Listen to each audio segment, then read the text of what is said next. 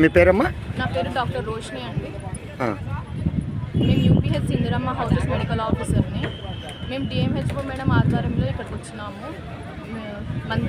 ప్రధానమంత్రి సేవ చేయడానికి వచ్చినాము. అమ్మా, మీ టీం ఎంతమంది వచ్చినారు? అది టోటల్గా 8 మెంబర్స్ ఉన్నామండి మా టీం.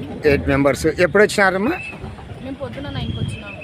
అంటే మీకు దాదాపు ఇప్పుడమ్మా అంటే ఇప్పుడు మాధవ సేవ అంటారు కదా, అంటే మీరు ఎట్లా మానవ సేవయే మాధవ సేవ సారి అంటే అంటారు కదా, మీకు ఈ ఫీల్డ్లో మీకు ఎలా కనిపిస్తుందమ్మా?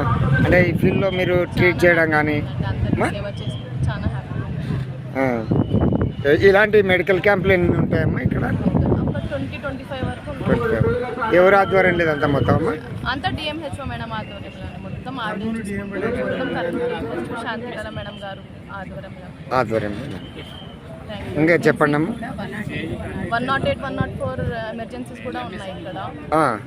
అంటే మీరు మెడికల్ పర్పస్గా ఎనీ టైం ఏ ఎమర్జెన్సీ అన్నా మీ టీం యాక్టివ్గా ఉంటాం. హలో, నమస్కారం అండి. నా పేరు P Nagaraju, health supervisor, Ullindakonda PSC. Okay.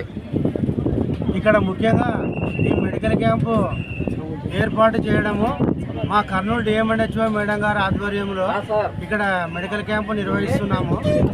మన భారతదేశ ప్రధాని గౌరవనీయులు నరేంద్ర మోడీ గారి సభకు విచ్చేస్తున్నటువంటి ప్రజలకు మెరుగైన వైద్య సేవలు అందించాలి, తక్షణమే వాళ్లకు సేవలు అందించాలనే ఉద్దేశంతో ఇక్కడ Kurnool DMHO madam Shantikala madam గారి ఆధ్వర్యంలో ఈ కార్యక్రమం నిర్వహిస్తున్నాం. మీకు ఇట్లా సేవ చేస్తుంటారు కదా, మీ అనుభూతి ఎట్లా ఫీల్ అవుతుంటారు మీరు?